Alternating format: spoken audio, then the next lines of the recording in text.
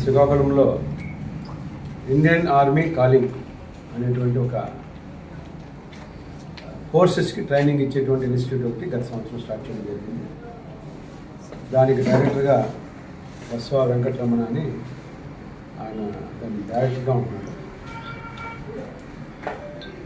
దాంట్లో ఏంటంటే ఈ మధ్యన మీరు చూసే ఉంటారు, మీ సోషల్ మీడియాలో చాలా వైరల్గా వచ్చింది.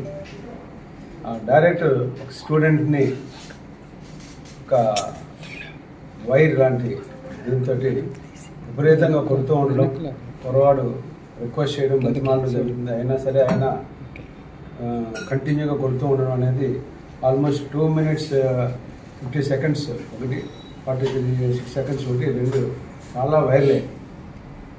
ఇమీడియట్గా దాని మీద మేము విచారణ చేపట్టడం జరిగింది. విచారణ చేస్తే 2023 డిసెంబర్ 28వ తారీఖున ఆ ఇన్సిడెంట్ జరిగినట్టు, ఆ తర్వాత అది సోషల్ మీడియాలో వచ్చినట్టుగా మాకు తెలిసింది విచారణలో.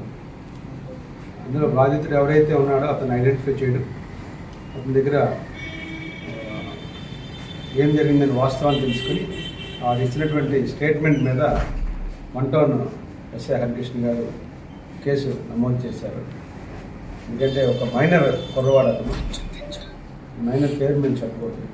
ఆ మైనర్ కుర్రవాడు తాలూకా అతన్ని అంత క్రూరంగా హింసించడం అనేది జేజే యాక్ట్ ప్రకారం చాలా పెద్ద నేరం. అలాగే అతన్ని ఒక రూమ్లో బంధించి అతన్ని అంత చిత్రహింసకు గురి చేశాడు. దాని మీద 1 Town సిఐ గారు ప్రత్యేకంగా ఇతను ఎలాగైనా పట్టుకోవాలని ఆ రాత్రి అంతా కూడా ఎఫర్ట్ చేయడం, ఆయన ఎఫర్ట్స్ మూలంగా నిన్న ఈవినింగ్ పోలీస్ స్టేషన్ దగ్గర ఆయన అరెస్ట్ చేయడం జరిగింది. అరెస్ట్ చేసిన తర్వాత విచారణ చేస్తే అతని ఇన్స్టిట్యూట్కి సంబంధించి ఎటువంటి డాక్యుమెంటేషన్ లేదు, దానికి లైసెన్స్ లేదు, దానికి ఎటువంటి పర్మిషన్స్ లేవు. అక్కడ ఉన్న స్టూడెంట్స్ ఇంటర్మీడియట్ ఎన్ఆర్ఐ కాలేజీ ద్వారా చదువుతున్నారు, ఎగ్జామ్స్కి అటెండ్ అవుతున్నారు. సో ఎటువంటి పర్మిషన్స్ లేకుండా, ఎటువంటి ప్రాపర్ లైసెన్స్ లేకుండా ఇన్స్టిట్యూట్ నడపడం అనేది కూడా నేరమే. దాని మీద concern district authorities, district education officer వాళ్ళందరూ కూడా రిపోర్ట్స్ పంపించి డిపార్ట్మెంటల్ యాక్షన్ ఏ విధంగా తీసుకోవాలన్నది వారికి రిపోర్ట్స్ పంపింది. అలాగే ఈ మధ్యకాలంలో ఒక ఎలిగేషన్ కూడా వచ్చింది. అక్కడ ఉన్నటువంటి హాస్టల్లో, ఉమెన్ గర్ల్స్ ఉన్నటువంటి హాస్టల్లో బెడ్రూమ్స్ ఏరియాలో ఉన్నటువంటి డార్మెటరీలో సీసీ కెమెరాస్ ఉన్నాయని, దాని మీద కూడా పూర్తి స్థాయి విచారణ చేశాము. ఇప్పుడైతే కెమెరాస్ లేవు. ఆ రోజు ఏ రోజైతే మనకు తెలిసిందో ఆ రోజైతే ఉన్నాయి. బట్ అందులో ఎవరు కూడా ఫిర్యాదు ఇవ్వడానికి ముందుకు రాకపోవడంతో అప్పుడు ఎటువంటి కేసు కట్టలేదు.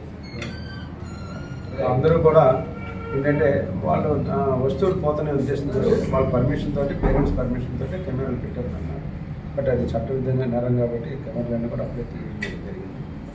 అలాగే అతని మీద ఈ ఆర్మ్డ్ ఫోర్సెస్ సంబంధించినటువంటి లోగోలు వాడుతున్నాడని, వాళ్ళ ఆర్మ్డ్ ఫోర్సెస్ సంబంధించినటువంటి జెండాలు కూడా వాడుతున్నాడనేటువంటి ఇంకొక ఎలిగేషన్ కూడా ఉంది. దాని మీద కూడా విచారణ చేస్తున్నాం.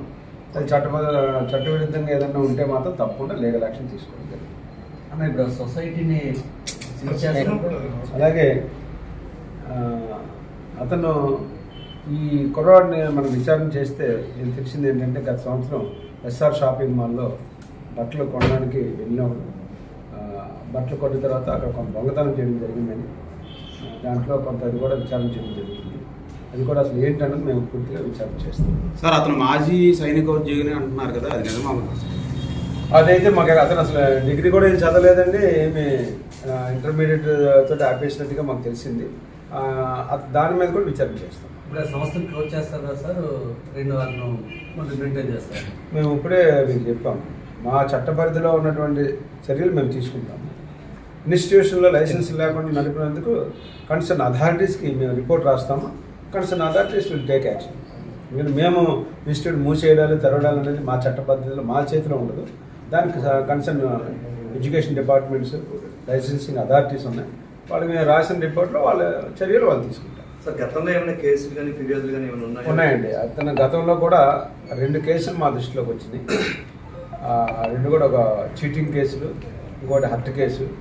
ఆ 2 కేసులు కూడా ఒకటి విచారణలో ఉంది, ఒకటి క్లోజ్ అయిపోయింది. సార్ ఏంటి కరీంనగర్ నుంచి ఏదో పారిపోయి వచ్చాడు అనేసి అక్కడ నుంచి అక్కడ కూడా ఏమైనా గాలి చేశారా? పెట్టాడు. అంటే అది మాకు ఇంకా మా దృష్టికి రాలేదు. ఇప్పుడు మీరు చెప్పారు కాబట్టి దాని మీద కూడా విచారణ చేస్తాం.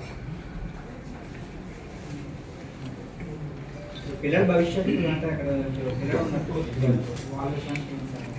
ఆ పిల్లలు అనేది మేము కంపల్సరీ వాళ్ళకి ఆల్టర్నేటివ్ ఎడ్యుకేషన్ సిస్టమ్ పెట్టడానికి మేము రిపోర్ట్ రాసినప్పుడే ఆ పిల్లలకి ఎటువంటి ఇబ్బంది కలగకుండా వాళ్ళ విద్యా విధానాన్ని భద్రత కల్పిస్తూ తగు చర్య తీసుకోమని మేము డిఈఓ గారు కూడా రాయించాం. వాళ్ళందరికీ వేరే కాలేజీకి షిఫ్ట్ చేస్తాం. Already they are students of the NRI college. Army college centre అనేది ఏమి కాలేజీ కాదు అది. వాళ్ళు ఎన్ఆర్ఐ కాలేజ్ ద్వారానే ఎగ్జామ్స్ రాస్తారు కాబట్టి ఎన్ఆర్ఐ కాలేజ్ స్టూడెంట్గానే ఉంటారు. ఇప్పుడు లక్షల్లో కొంతమంది జాబులు ఇప్పిస్తామని కూడా చెప్పాడు. ఆ కోణంలో ఏమైనా మరి ఫిర్యాదు రావాలండి. ఫిర్యాదు అయితే లేదు. ఇప్పుడు మా దగ్గర అయితే లక్షల్లో జాబులు ఇప్పిస్తామని అన్నట్టుగా ఒక్కటి కూడా ఫిర్యాదు ఇవ్వలేదు. అటువంటి ఫిర్యాదులు ఏమైనా ఉంటే మా దృష్టికి వస్తే తప్పకుండా చట్టపరంగా చర్యలు తీసుకుంటాం. ఆల్రెడీ 3 కేసులు ఉన్నప్పుడు ఇంక 4వ కేసు 5వ కేసు ఏదైనా కడతాం, తప్పకుండా చేస్తాం. ఇందులో ఇంకేదైనా తదుపరి చర్యలు తీసుకోవాల్సి ఉన్నా కూడా తీసుకుంటాం.